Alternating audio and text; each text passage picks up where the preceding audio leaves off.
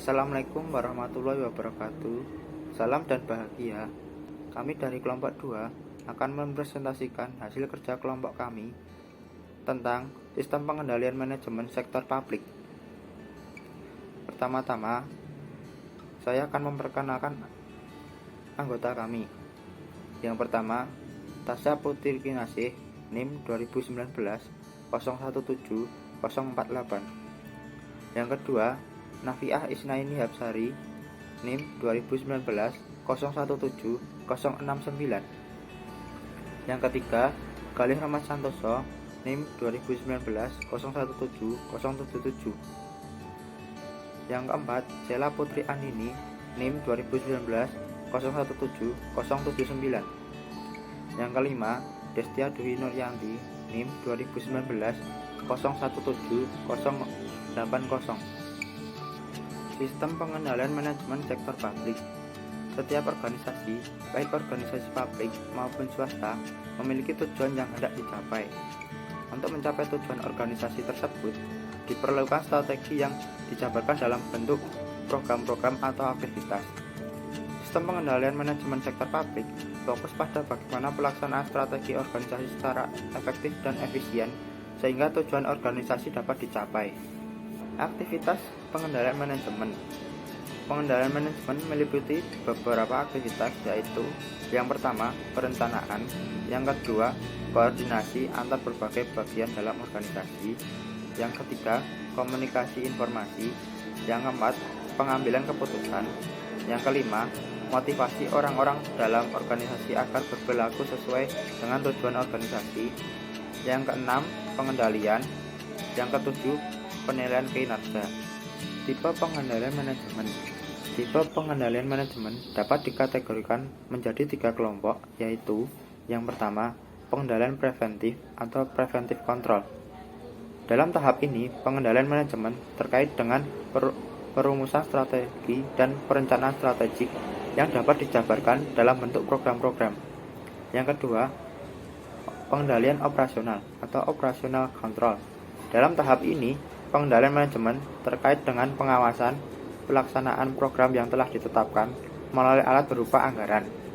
Anggaran dapat digunakan untuk menghubungkan perencanaan dengan pengendalian. Yang ketiga, pengendalian kinerja.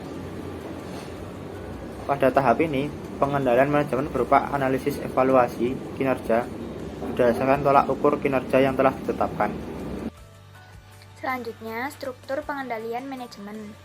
Struktur organisasi manajemen didukung dengan struktur pusat pertanggungjawaban yang bertujuan 1.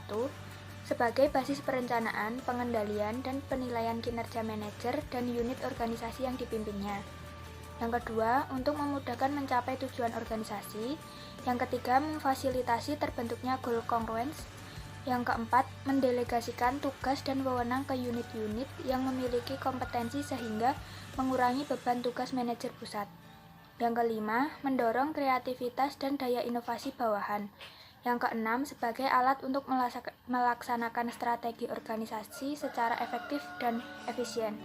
Yang ketujuh, sebagai alat pengendalian anggaran. Selanjutnya, pusat-pusat pertanggungjawaban. Yang pertama yaitu pusat biaya. Pusat yang prestasi manajernya dinilai berdasarkan biaya yang telah dikeluarkan. Contohnya Departemen Produksi, Dinas Sosial, dan Dinas Pekerjaan Umum. Yang kedua, pusat pendapatan. Pusat yang berprestasi manajernya dinilai berdasarkan pendapatan yang dihasilkan. Contohnya Dinas Pendapatan Daerah dan Departemen Pemasaran.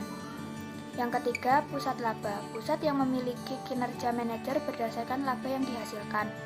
Contohnya BUMN dan BUMD, objek pariwisata milik Pemda, dan bandara serta pelabuhan. Yang keempat, pusat investasi. Pusat yang prestasi manajernya dinilai berdasarkan laba yang dihasilkan terkait dengan investasi yang ditanamkan pada pusat yang dipimpinnya. Selanjutnya, struktur pusat pertanggungjawaban hendaknya sejalan dengan program atau struktur aktivitas organisasi. Pusat pertanggungjawaban dapat berfungsi sebagai jembatan untuk bottom-up budgeting atau partisipatif budgeting. Oleh karena itu, proses penyiapan dan pengendalian anggaran harus menjadi fokus manajer pusat tentang. Selanjutnya, proses pengendalian manajemen sektor publik. Proses pengendalian manajemen pada organisasi sektor publik dapat dilaksanakan dengan menggunakan saluran komunikasi, baik secara formal maupun informal. Saluran komunikasi secara formal meliputi yang pertama, perumusan, yang kedua perencanaan, yang ketiga penganggaran, yang keempat operasional, dan yang kelima evaluasi kinerja. Sedangkan saluran komunikasi secara informal melalui komunikasi secara langsung, pertemuan internal, maupun diskusi. Sistem pengendalian manajemen dapat menjadi jembatan dalam mewujudkan goal congruence. Goal congruence merupakan keselarasan antara tujuan organisasi dengan tujuan individu atau personal. Kemudian, goal congruence itu sendiri dipengaruhi oleh pengendalian formal dan informal.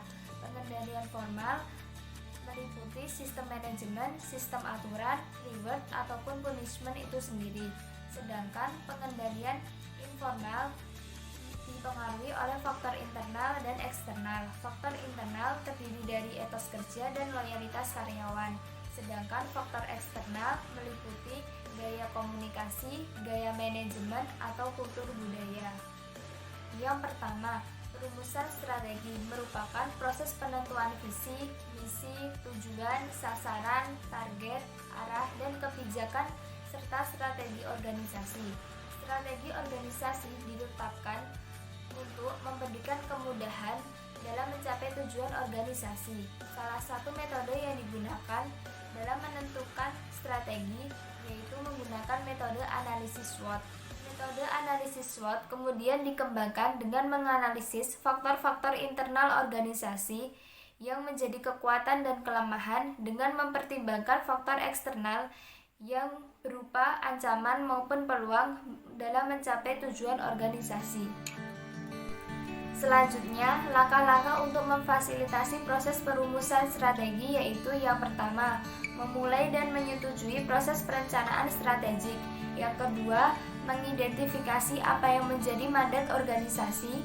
Yang ketiga, klarifikasi misi dan nilai-nilai organisasi. Yang keempat, menilai lingkungan eksternal. Yang kelima, menilai lingkungan internal. Selanjutnya, mengidentifikasi isu strategik yang sedang dihadapi organisasi. Selanjutnya, perumusan strategi untuk mengelola isu-isu tersebut. Dan yang terakhir, menetapkan visi organisasi untuk masa depan. Saya Sela Putri Andini, NIM 2019017079. Di sini akan melanjutkan pembahasan yaitu tentang perencanaan strategik. Perencanaan strategik merupakan proses penentuan program-program, aktivitas, maupun proyek yang akan dilaksanakan oleh suatu perusahaan dan juga proses penentuan alokasi sumber daya yang akan dibutuhkan atau yang akan digunakan. Jadi pada intinya, perencanaan strategik merupakan proses menurunkan strategi-strategi ke dalam bentuk program-program. Kemudian tujuan dari perencanaan strategik yaitu adalah meningkatkan komunikasi antara manajer puncak terhadap manajer yang ada di bawahnya. Manfaat dari perencanaan strategik yaitu yang pertama sebagai sarana untuk memfasilitasi terciptanya anggaran yang lebih efektif. Yang kedua sebagai sarana bagi manajer untuk memfokuskan terhadap pelaksanaan strategi yang telah ditetapkan. Yang ketiga yaitu sebagai sarana untuk memfasilitasi dilaksanakannya alokasi sumber daya secara optimal. Kemudian yang keempat sebagai rangka untuk pelaksanaan tindakan jangka pendek. Yang kelima sebagai sarana bagi manajemen untuk dapat memahami strategi organisasi secara lebih jelas. Kemudian yang keenam sebagai alat untuk memperkecil rentang alternatif strategi.